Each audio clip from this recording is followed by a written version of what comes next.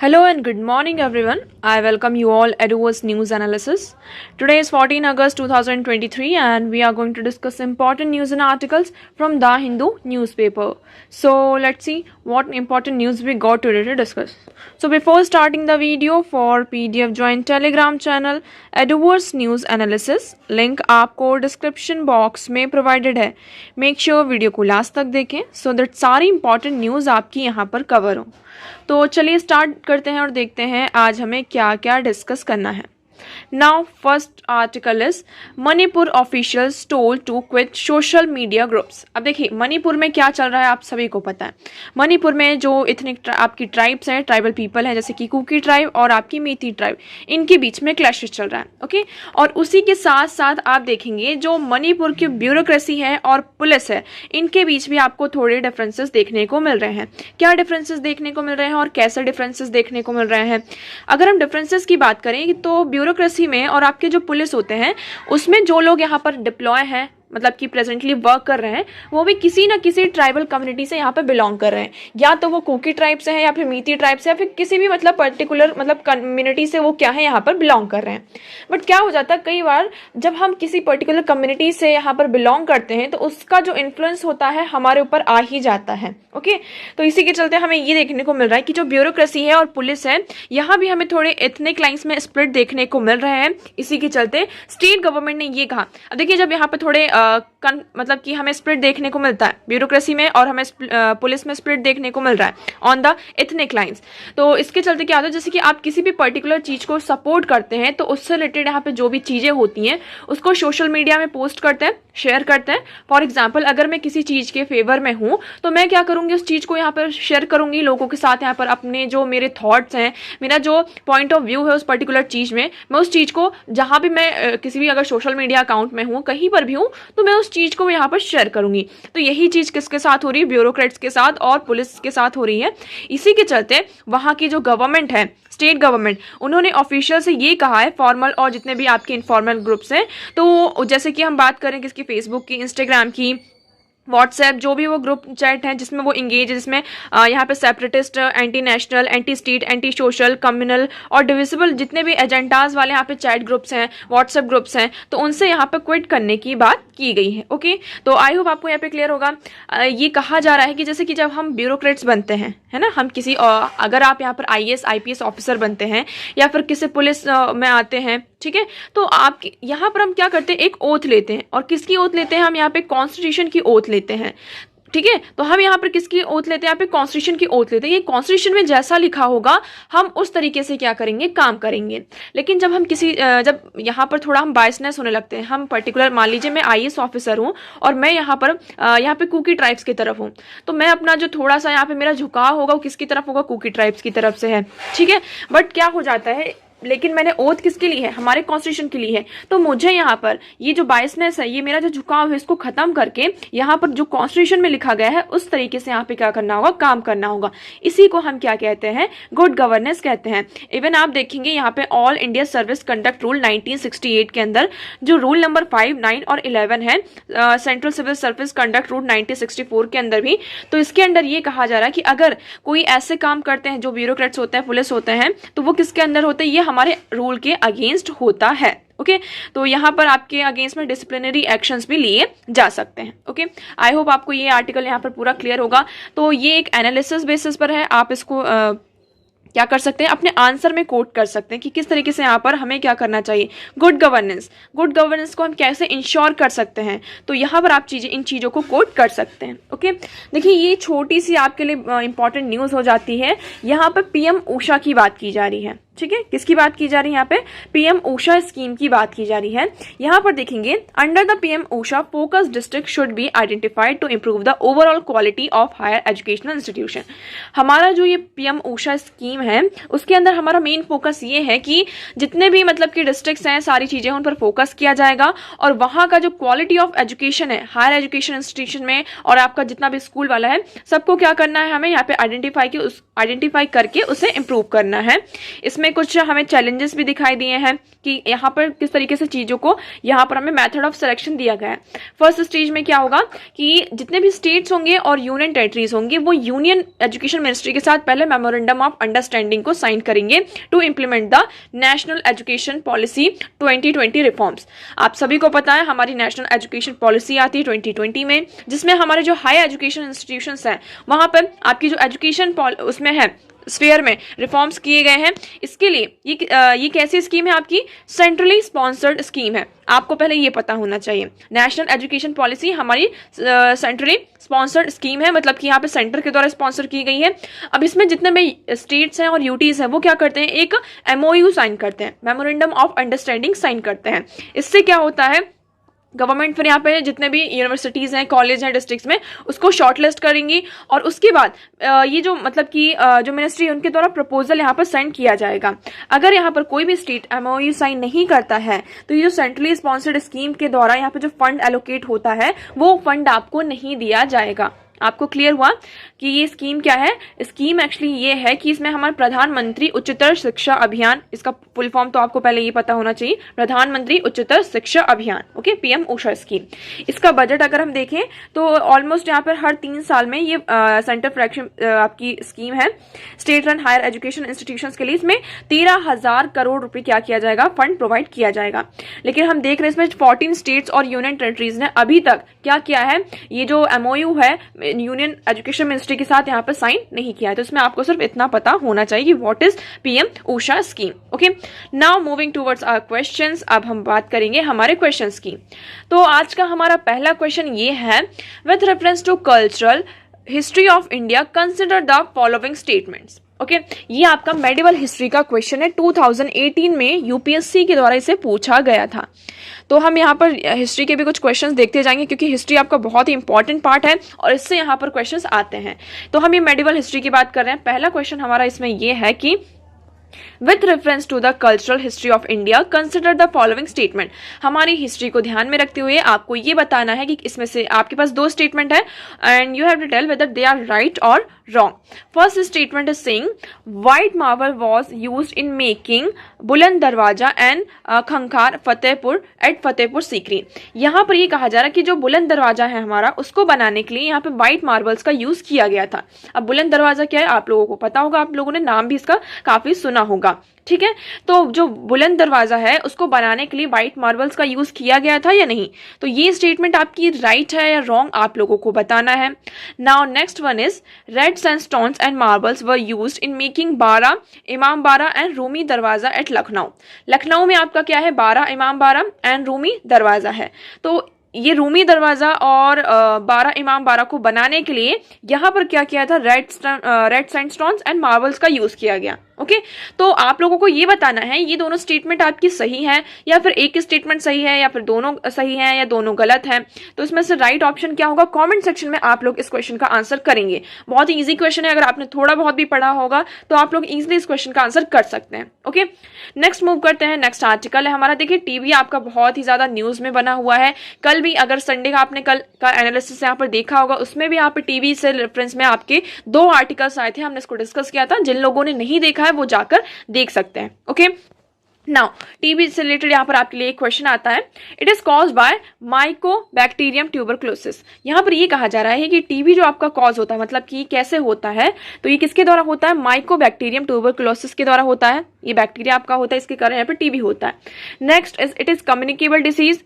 Next is India has launch the Nikshay पोषण योजना। कल हमने इस स्कीम के बारे में भी डिस्कस किया था कि इंडिया ने क्या किया है, निक्षय पोषण योजना को लॉन्च किया है, ठीक है। इसका मेन मोटिव क्या है कि direct benefit transfer scheme to TB patients. ये क्या है आपकी एक direct DBT, direct benefit transfer scheme है, किसके लिए, टीबी पेशेंट्स के लिए। तो ये क्या ये स्टेटमेंट जितने भी इसमें 3 स्टेटमेंट्स आपके पास हैं, आपको ये बताना है क्या ये तीनों स्टेटमेंट्स आपकी सही हैं या फिर 2 सही है, 1 सही है, कितनी सही है, वो आप लोगों के पास यहाँ पर ऑप्शन दिए गए हैं। कॉमेंट सेक्शन में इस क्वेश्चन का आंसर आप लोग करेंगे। ओके, वीडियो को लास्ट तक देखिएगा, लास्ट के वीडियो में आपको इन दोनों क्वेश्चंस का आंसर दिया जाएगा। एक क्वेश्चन आपके लिए यहाँ पर होमवर्क के लिए है कि आप लोग इस क्वेश्चन का आंसर घर जाके करेंगे या फिर पहले यहीं पर इस वीडियो को पॉज करके इस क्वेश्चन का आंसर करेंगे। हमने ब्लैक सी के बारे में अभी कुछ दिनों पहले ही पढ़ा था, ठीक है, रेड सी भी पढ़ा था और ब्लैक सी भी पढ़ा है। अब आपको ये बताना है कि ब्लैक सी के साथ कौन कौन सी यूरोपियन कंट्रीज का यहाँ पर बॉर्डर लगता है। ये आपका होमवर्क है। इस क्वेश्चन का आंसर आप लोगों को कल दिया जाएगा, बट उससे पहले आप लोग कमेंट सेक्शन में सभी लोग इस क्वेश्चन का आंसर करेंगे। Okay, now question is Black Sea is the border of which of the following European countries. Black Sea के बारे में आप सभी ने पढ़ा है, हमें ये बताना है कि ब्लैक सी के साथ कौन कौन सी यूरोपियन कंट्रीज का बॉर्डर लगता है। नाउ आपके पास ऑप्शन है Turkey, Bulgaria, Romania, Ukraine and Georgia. अब यहाँ पर आपको देखिए कौन कौन सी कंट्रीज का लगता है। आपके पास ऑप्शन है 1, 2, 3 एंड 4 ओनली, मतलब कि टर्की, बल्गेरिया और रोमानिया एंड जॉर्जिया। तो क्या सिर्फ इसका लगता है? इसका फर्स्ट वाले में आपका यूक्रेन हटा दिया गया है। सेकंड ऑप्शन की अगर हम बात करते हैं उसमें 1, 3 एंड 4 ओनली, मतलब टर्की, रोमानिया एंड यूक्रेन का लगता है। नेक्स्ट हम बात कर रहे हैं सी 1, 2, 4, 5, तो 1, 2, 4, 5 मतलब रोमानिया को इसमें से एक्सक्लूड कर दिया गया है। लास्ट है हमारा 1, 2, 3, 4, 5, पांचों के पांचों। तो इसमें से कौन सा करेक्टली मैच्ड है ये आप लोग कमेंट सेक्शन में बताएंगे। चलिए अब हम मूव करते हैं हमारे नेक्स्ट आर्टिकल की तरफ। तो आज का हमारा नेक्स्ट आर्टिकल है Dalit Christians exclusion by society, church, state. अब यहाँ पे दलित क्रिश्चियन की बात करें, दलित क्रिश्चियन कौन होते हैं? क्वेश्चन सबसे पहले ये आता है, अगर हम इसका हेडलाइन देखते हैं, वो दलित क्रिश्चियंस है कौन, है ना। देखिए यहाँ पर हम हिंदूज की बात करते हैं, हिंदूज की बात करते हैं, और जो भी आपके यहाँ पर सिख हैं, जो भी मतलब कि ये कम्युनिटी के लोग होते हैं। हिंदूज में आपने यहाँ पर देखा होगा, दलित का नाम तो सुना ही होगा। वो दलित जो उन्होंने अपने आप को कन्वर्ट कर लिया है किसमें? क्रिश्चियनिटी में, मतलब जो रिलीजन है, अपना जो रिलीजन है उसमें यहाँ पे चेंज कर दिया है, उन्हें हम क्या कह रहे हैं? दलित क्रिश्चियन कह रहे हैं। आपको इतना क्लियर हुआ दलित क्रिश्चियन कौन है? तो जैसे हिंदूज हैं, हिंदूज में जो आपका कास्ट सिस्टम, यहाँ पे पूरा जो सोसाइटी में सिस्टम चल रहा है, ठीक है, उसमें यहाँ पे दलित्स होते हैं, एसटी होते हैं, यहाँ पे एससी होते हैं, स्केड्यूल्ड ट्राइब्स, स्केड्यूल्ड कास्ट के पीपल होते हैं, दलित्स होते हैं। दलित्स को स्पेशली यहाँ पर क्या माना जाता है? इंडिया में अनटचेबल्स माना जाता है। ऑल्दो यहाँ पे आर्टिकल 70 के अंदर आपका ये जो अनटचेबिलिटी है वो यहाँ पे क्या है? पूरी तरीके से हटा हुआ है, बट स्टिल आपको इंडिया में बहुत सारे पार्ट्स में ये अनटचेबिलिटी मतलब कि अभी भी कंटिन्यू हो रही है। तो दलित्स कौन है? मतलब वो लोग जिन्होंने अपने आप को कन्वर्ट कर लिया है किसमें? किसी दूसरे रिलीजन में, या क्रिश्चियनिटी में या बुद्धिज्म में, जहां पर उनको ऐसा लगता हो कि उनके साथ ये जो अनटचेबिलिटी वाला जो कॉन्सेप्ट है वो फॉलो नहीं किया जाएगा, उनके साथ अनटच मतलब कि इस तरीके का व्यवहार नहीं होगा। तो वो उन लोगों ने क्या किया? अपने आप को कन्वर्ट कर लिया, तो उन्हें हमने क्या कहा? दलित क्रिश्चियंस। अब यहाँ पे क्वेश्चन क्या उठ रहा है, आर्टिकल क्या कह रहा है? रिजर्वेशन की बात आती है। सेकंड यहाँ पर हमने बात करती है रिजर्वेशन।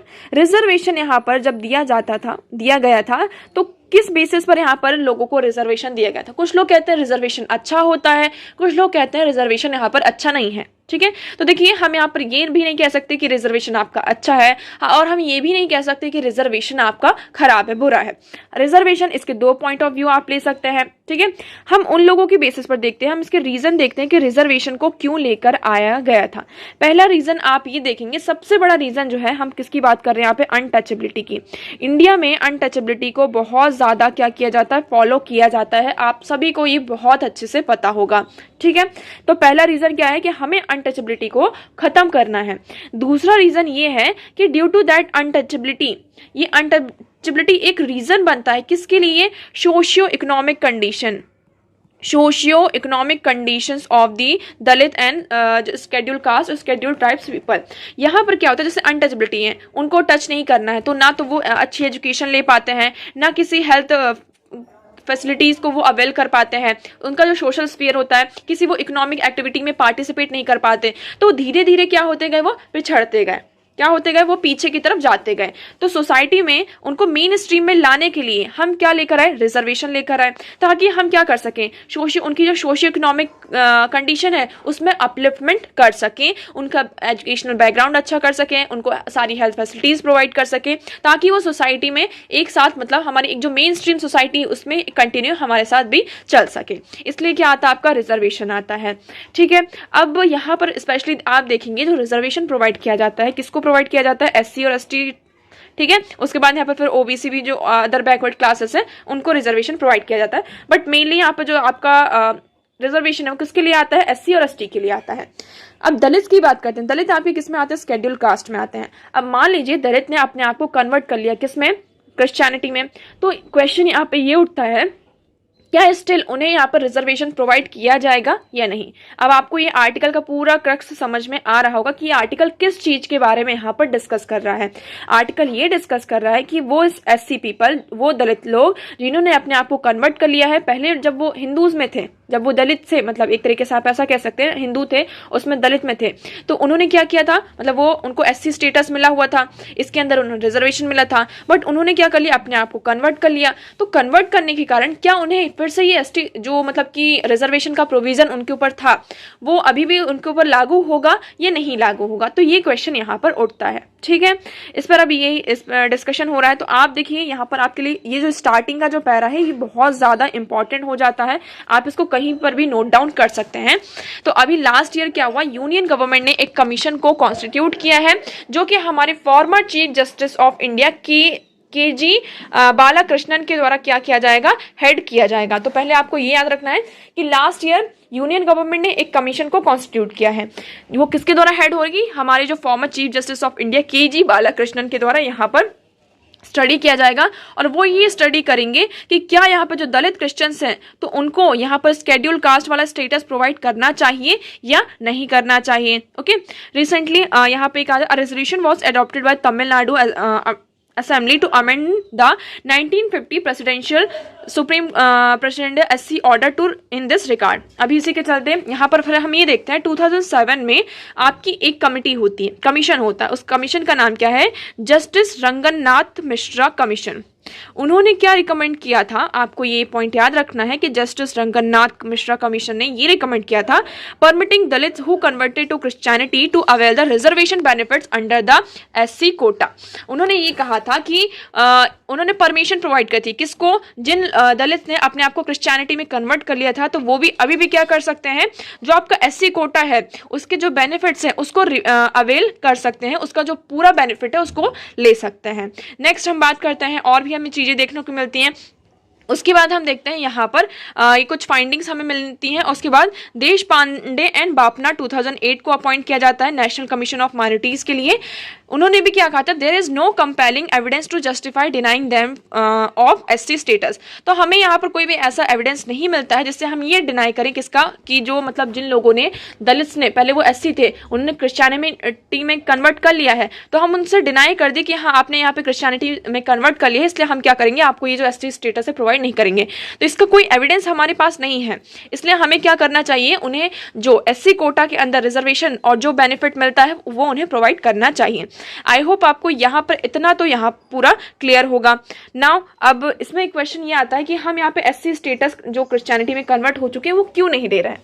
इसके कुछ रीजंस हो सकते हैं। अगर क्रिश्चियनिटी की बात करते हैं तो दुनिया भर में आप देखेंगे क्रिश्चियनिटी बहुत बड़ा रिलीजन है आपका, ओके, दुनिया भर में फैला हुआ है। अगर यहाँ पर हम क्रिश्चियनिटी को ये आपका जो SC वाला स्टेटस है वो प्रोवाइड करते हैं, तो एक तरीके से ये कहा जाएगा कि हम क्या कर रहे हैं, उनको एक अनटचेबल की कैटेगरी में इन्वॉल्व करना चाहते हैं, उनको उस एम्बिट में लेकर आना चाहते हैं। क्योंकि जब हम उन्हें इस तरीके से स्टेटस प्रोवाइड करने लगेंगे, क्योंकि रिजर्वेशन किसके लिए मेनली यहाँ पे अनटचेबल्स के लिए है, और इस तरीके से जब चीजें होंगी तो यहाँ पर इंटरनेशनली हमारे ऊपर ये कहा जा सकता है कि हम उनको अनटचेबल्स के अंदर लेकर, उसका जो एम्बिट है उसके अंदर लेकर आना चाहते हैं। ठीक है, तो ये सारी चीजें हो जाती हैं। अब इस आर्टिकल में ये कहा जा रहा है कि हमें ये सारी चीजें करने से पहले हमें ये पता करना होगा कि दलित अपने आप को कन्वर्ट कर क्यों रहे हैं, मतलब वो यहाँ पर कन्वर्जन इसलिए हो रहा है, क्रिश्चियन में कन्वर्जन वो इसलिए कर रहे हैं क्योंकि यहाँ पर वो क्या होते हैं, कई सेक्शन से उन्हें ऑप्रेस किया जाता है, जैसे कि रेस हो गया, जेंडर के बेसिस पर, सेक्सुअलिटी के बेसिस पर, है ना, ability can not be understood in the isolation from the other. तो इन सारी चीज़ों के बेसिस पर उन्हें क्या किया जाता है, आइसोलेट कर दिया जाता है। इसके कारण उनको सोसाइटी में जो इंटरसेक्शनल डिस्क्रिमिनेशन है वो फेस करना पड़ता है। ठीक है, तो ये सारी चीजों के कारण ये कहा जाता है कि हमें ये जो मेन रूट कॉज है उसे पता करना होगा कि why they are converting themselves into other religion, है ना, वो इस रिलीजन को क्यों कन्वर्ट कर रहे हैं। तो हमें इसे आइडेंटिफाई करना होगा, जो इंटरसेक्शनैलिटी को आइडेंटिफाई करके यहाँ पर हमें क्या करना होगा, उस चीज को इम्प्रूव करना होगा, तभी हम क्या कर सकते हैं, यहाँ पर चीजों को आगे बढ़ा सकते हैं। तो इसमें लास्ट में देखिए आपके लिए ये कहा गया है कि 1950 में एक आपका प्रेसिडेंशियल एससी ऑर्डर आता है इंक्लूडिंग, जिसमें कि दलित को ये कहा जाता है, एक प्रेसिडेंशियल ऑर्डर आता है कि जो दलित क्रिश्चियन है उनको एससी लिस्ट में क्या करना चाहिए, इंक्लूड करना चाहिए। तो हमें इस बेसिस पर ये जो सिंगल एक्सेस है, कम्युनल फ्रेमवर्क यहाँ पे फॉर्म नहीं करना चाहिए और इस चीज़ को लेकर कंटिन्यू करना चाहिए। ओके, आई होप आपको ये आर्टिकल पूरा क्लियर होगा। अब हम मूव करते हैं नेक्स्ट आर्टिकल की तरफ। तो हमारा नेक्स्ट आर्टिकल है ग्लेरिंग ओमिशन। ग्लेरिंग ओमिशन ये किससे रिलेटेड आर्टिकल है आपका, यहाँ पर है हमारा ये article election commission of India से रिलेटेड। अब आप सभी को पता है कि यहाँ पर यूनियन गवर्नमेंट एक बिल लेकर आई है जिसमें उन्होंने जो सुप्रीम कोर्ट के द्वारा एक पैनल बनाया गया था, उस पैनल में क्या कहा था कि जो आपके इलेक्शन कमिश्नर होते हैं, चीफ इलेक्शन कमिश्नर्स और अदर इलेक्शन कमिश्नर्स की जो अपॉइंटमेंट होगी उसके लिए एक पैनल बनाया था, क्योंकि हम ट्रांसपेरेंसी को लेकर आ सकें। और ये ट्रांसपेरेंसी का वाला इशू कहाँ से आता है, क्योंकि सुप्रीम कोर्ट में बहुत सारी पिटीशन जाती हैं। पिटीशन क्यों जाती हैं, मतलब यहाँ पे ट्रांसपेरेंसी वाला इशू कैसे आया, क्योंकि हमें चाहिए कि जो हमारा इलेक्शन कमीशन ऑफ इंडिया है ये क्या है, एक इंडिपेंडेंट बॉडी होनी चाहिए, ये ट्रांसपेरेंट होनी चाहिए। क्यों, क्योंकि ये क्या कर रही है, इलेक्शंस करवा रही है, और जो कि हमारी एक डेमोक्रेटिक कंट्री का बहुत ही इंपॉर्टेंट पार्ट है, इंपॉर्टेंट फीचर है फ्री एंड फेयर इलेक्शन। तो यहाँ पर क्या होता है, इलेक्शन कमीशन ऑफ इंडिया के सिलेक्शन प्रोसेस में थोड़ी सी आप मतलब कि जो इनका वर्किंग होता है उसमें ट्रांसपेरेंसी और अकाउंटेबिलिटी को लाने के लिए क्या किया जाता है, सुप्रीम कोर्ट में बहुत सारी पिटीशन फाइल की जाती है। क्यों फाइल की जाती है, इसके कुछ रीजन है। हम यहाँ पर देखते हैं जब क्या होता है, आपका इलेक्शंस होने लगते हैं 2016 या 17 की आई थिंक बात है, मुझे यहाँ पे एग्जैक्ट डेट ईयर याद नहीं है।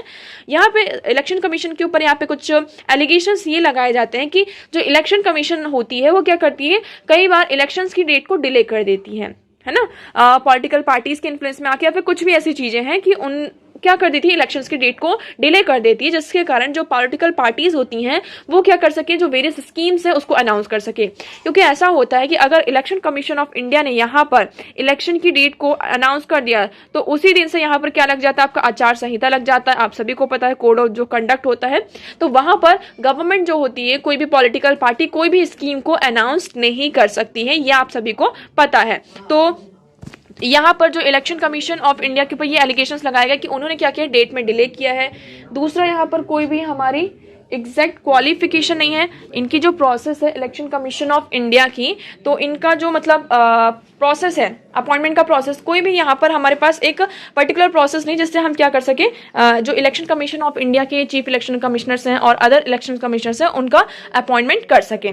इसी के चलते यहाँ पे सुप्रीम कोर्ट में पिटीशन जाती है। सुप्रीम कोर्ट यहाँ पर एक पैनल बनाते हैं जिसमें ये कहते हैं कि कौन होंगे, चीफ जस्टिस ऑफ इंडिया, और यहाँ पर आपके प्राइम मिनिस्टर होंगे, और नेक्स्ट यहाँ पे अपोजिशन पार्टी के कौन लीडर होंगे। तो ये 3 मेंबर का एक पैनल बनता है। और सुप्रीम कोर्ट ने ये भी कहा था कि ये पैनल तब तक वर्क करेगा जब तक यहाँ पर गवर्नमेंट कोई लॉ लेकर नहीं आ जाती। अब ये पैनल हो गया, ठीक है। सुप्रीम कोर्ट ने ये भी कहा था कि ये पैनल कब तक काम करेगा, जब तक आपका सुप्रीम कोर्ट नया यहाँ पर क्या करती है, कोई लॉ लेकर नहीं आती। अभी हमने फिर से देखा कि यूनियन गवर्नमेंट फिर आपकी एक बिल लेकर आती है जिसमें उन्होंने क्या किया, प्राइम मिनिस्टर को तो रखा, लीडर ऑफ अपोजिशन पार्टी भी है उसमें, बट जो CGI chief justice of India है इनको यहाँ से रिप्लेस करके जो यूनियन सेक्रेटरी हैं आपके कैबिनेट सेक्रेटरी कैबिनेट मिनिस्टर, उनको यहाँ पर क्या कर दिया है, आपका इन्वॉल्व कर दिया है यूनियन मिनिस्टर को यहाँ पर, ठीक है। तो ये चीजें यहाँ पर कहा जाए। अब इसके देखिए कुछ लोग इसको यहाँ पे फेवर करते हैं, कुछ लोग इसके अगेंस्ट में हैं, कुछ लोग जो सुप्रीम कोर्ट का जो पहले पैनल बना था जिसमें हमारे चीफ जस्टिस ऑफ इंडिया थे, कुछ लोग उसको भी फेवर कर रहे थे, कुछ लोग उसके भी अगेंस्ट थे। तो यहाँ पर लोग ना खुश नहीं होते कभी, वो मतलब कि कुछ लोग तो खुश होंगे लेकिन कुछ लोग उस चीज से यहाँ पर एग्री नहीं करेंगे। अब देखिए अगर हम इस पैनल की बात करते हैं जिसमें हमारे चीफ जस्टिस ऑफ इंडिया थे, उन्होंने कहा, मतलब कुछ लोग ये कहते कि हाँ ये ठीक है, क्योंकि आपका जो इलेक्शन कमीशन ऑफ इंडिया है एक तरीके से क्या है, क्वाजी जुडिशियल बॉडी भी है। क्यों, क्योंकि यहाँ पर आप देखेंगे इलेक्शन जो आपका होता है, जितनी भी पॉलिटिकल पार्टीज हैं, तो उसमें अगर कोई भी मतभेद होता है तो कौन रिजॉल्व करता है, आपका इलेक्शन कमीशन ऑफ इंडिया करता है, ठीक है। पार्टी का सिंबल और उनका जो फ्लैग है, कहाँ पर कैसे ऑपरेट करना है, जो नेमिंग वगैरह सारी चीज़ों का काम कौन करता है, आपका इलेक्शन कमीशन ऑफ इंडिया है। तो एक तरीके से क्वाजी जुडिशियल बॉडी की तरह भी क्या करती है, काम करती है। तो यहाँ पर अगर सीजीआई थे तो इसमें कोई भी आपको मतलब की प्रॉब्लम नहीं थी। जो लोग इसके अगेंस्ट में, वो लोग ये कहते हैं कि आपका जो जुडिशरी है वो क्या है, उसका काम ये नहीं कि इलेक्शन कैसे करवाना है। जुडिशरी यहाँ पे जो सेपरेशन ऑफ पावर है उसमें यहाँ पर एक तरीके से दखलंदाजी कर रही है। यहाँ पे मतलब कि जुडिशरी का ओवर रीच यहाँ पर हमें देखने को मिल रहा है, ठीक है। अब ये जो पैनल अभी चेंज हुआ है, हमने इस पैनल में देखा कि जो हमारे चीफ जस्टिस ऑफ इंडिया थे उनको यहाँ पर क्या किया, रिप्लेस करके यूनियन मिनिस्टर को इंक्लूड किया गया, ठीक है। अब कुछ लोग ये कह रहे हैं कि गवर्नमेंट यहाँ पर क्या चाहती है, अपर हैंड चाहती है अपॉइंटमेंट प्रोसेस में, मतलब कि किसी और का यहाँ पर क्या हो, से ना हो। तो एक तरीके से यहाँ पे कुछ लोग गवर्नमेंट के अगेंस्ट में है। तो इस तरीके से देखिए आपको कहीं ना कहीं क्या होता है, कुछ लोग फेवर में आपको दिखाई देंगे, कुछ लोग फेवर में दिखाई नहीं देंगे। अब हम इलेक्शन कमीशन ऑफ इंडिया से रिलेटेड कुछ और चीज़ों को देख लेते हैं। ये क्या है आपकी, कि एक ये ऑटोनोमस कॉन्स्टिट्यूशनल बॉडी है, आपको ये याद रखना है, जो क्या करती है, यूनियन और स्टेट इलेक्शन जितनी भी आपकी इंडिया में प्रोसेस होती है उसको एडमिनिस्ट्रेट करती है। कॉन्स्टिट्यूशनल प्रोविजन की बात करते हैं तो ये आपका आर्टिकल 324 से आर्टिकल 329 तक आपको इलेक्शन कमीशन ऑफ इंडिया दिखाई देगा। आप इनको यहाँ पर पढ़ सकते हैं आर्टिकल पार्ट 15 में। ओके, स्ट्रक्चर की बात करते हैं। यहाँ पर क्या होता है, पहले यहाँ पर सब चीफ इलेक्शन कमीशन ही थे, उसके बाद इसका जो एम्बिट है उसको बढ़ाया जाता है। देखिए यहाँ पर सिर्फ ये जो पैनल बनाए जा रहे हैं इनके द्वारा यहाँ पर नाम रिकमेंड किया जाता है कि हमें इस पर्टिकुलर पर्सन को क्या करना है, चीफ इलेक्शन कमीशन या फिर इलेक्शन कमिश्नर बनाना है। ठीक है, जो लेकिन अपॉइंट कौन करता है, यहाँ पर प्रेसिडेंट अपॉइंट करते हैं, ये आपको यहाँ पर याद रखना है। ओके, तो अभी प्रेजेंट में हम बात करते हैं, यहाँ पर कौन है, इनका जो टेन्योर होता है 6 ईयर्स का होता है, और या तो फिर एज ऑफ 65 जो भी यहाँ पर पहले हो जाती है। प्रेसिडेंट को क्या करते हैं, आपके जितने भी इलेक्शन कमिश्नर्स होते हैं और चीफ इलेक्शन कमिश्नर होते हैं उनको अपॉइंट करती है। इनको कौन सा स्टेटस मिलता है, जैसे कि सुप्रीम कोर्ट के जज का जो भी यहाँ पे स्टेटस होता है, पर्क्स होता है, सैलरी होती है, ऐसा ही आपको जो इसके मेंबर्स होते हैं उनको भी यहाँ पे सारी चीज़ें प्रोवाइड की जाती हैं। ओके, तो आई होप आपको ये आर्टिकल क्लियर होगा। अब मूव करते हैं हमारे नेक्स्ट आर्टिकल की तरफ। तो नेक्स्ट आर्टिकल है हमारा, Indian judicial data hides more than it reveal in bail cases. यहाँ पर ये कहा जा रहा है कि हमारा इंडियन जुडिशियल डेटा सामने आता है और उसमें क्या करते हैं, बहुत सारी चीज़ों को हाइड करता है, और जिससे हमें मतलब कि क्या करता है, बहुत सारी चीज़ों को हाइड करता है। लेकिन वो जो हिडन चीज़ें हैं वो हमें कहाँ से मिलती हैं, बेल केसेस से। बहुत सारे हमें बेल के केसेस यहाँ पर दिखाई देंगे। आपकी एक रिपोर्ट आती है किसके द्वारा, दक्ष के द्वारा। दक्ष एक रिपोर्ट है, यहाँ पर ये कहता है कि अगर हम लॉ एंड जस्टिस सिस्टम में हमें क्या चाहिए, रिफॉर्म करने की जरूरत है। अगर आप यहाँ पे वेरियस स्टेट्स में देखेंगे, ये जो चार्ट आपको देखने को मिल रहे हैं, chart number 1, chart number 2 and chart number 3 and 4, आपको ये जो सारे ये जो डेटा दिख रहा है ना, ये बेल के केसेस है कि किस स्टेट में यहाँ पे कितने बेल के जो केसेस हैं वो यहाँ पे पेंडिंग पड़े हुए हैं।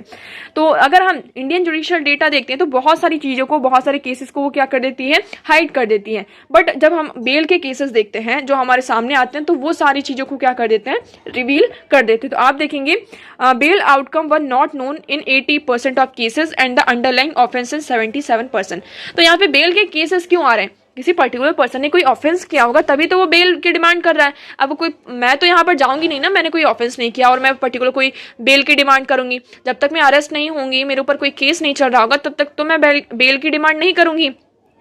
तो ये जो ऑफेंसेस होते हैं तो इंडियन जुडिशियल डेटा में उन चीज़ों को तो हाइड कर दिया जाता है, बट जब अगर हम बेल के केसेस देखते हैं तो उसमें वो सारी चीज़ें क्या हो जाती हैं, आपकी रिवील हो जाती हैं। ओके, इसमें इतना ज़्यादा कुछ भी आपके लिए इंपॉर्टेंट नहीं है। नेक्स्ट हम बढ़ते हैं, आगे बढ़ते हैं।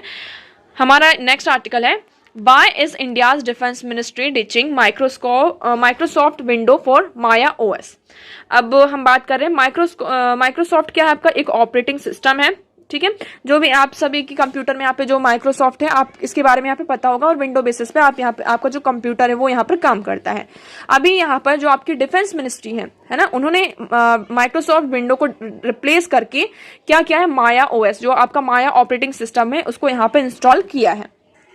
तो आप देखेंगे Indian defence ministry has decided to replace the Microsoft operating system in all its computer that can connect to the internet with Maya and Ubuntu based operating system build locally. तो ये जो आपका माया सिस्टम है, ऑपरेटिंग सिस्टम माया ओएस है, ये locally build किया गया है। अभी कितना रिलायबल है ये हमें नहीं पता है।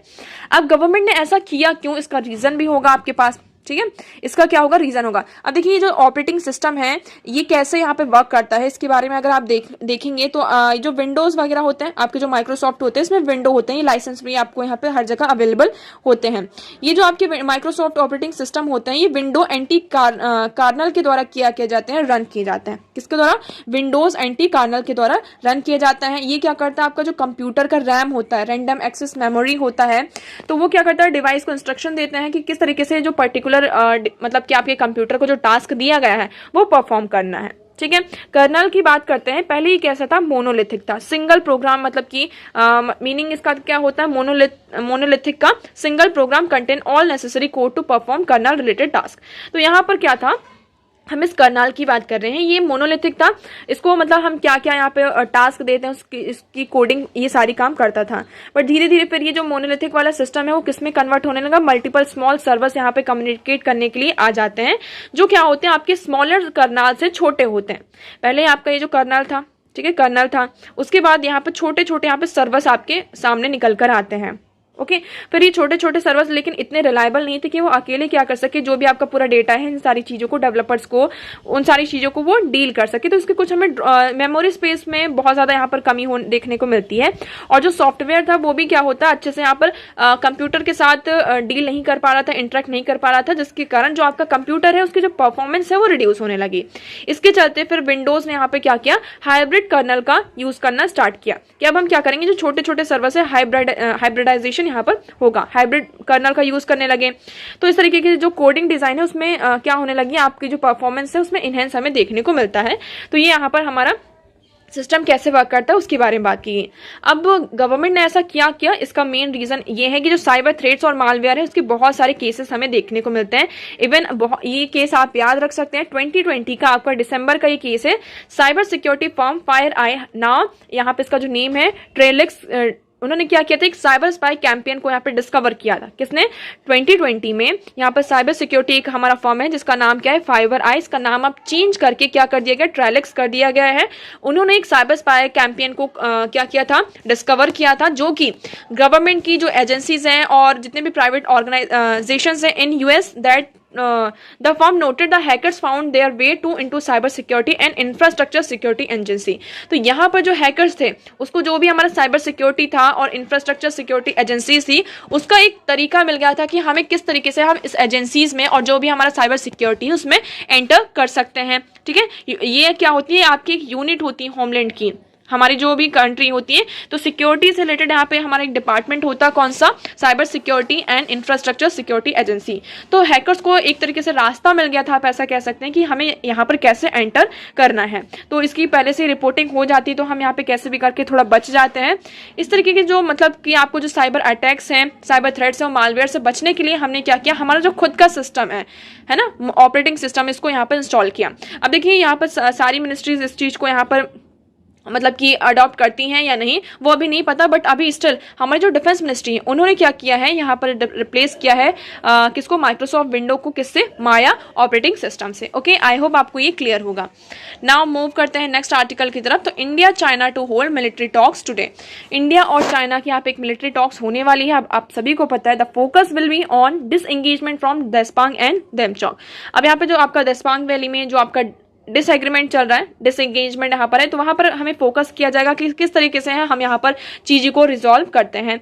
तो देखिए, the Indian side will be led by Lieutenant General Rashmik Bali, commander of the Leh-based 14 Corps. The previous round was held in April.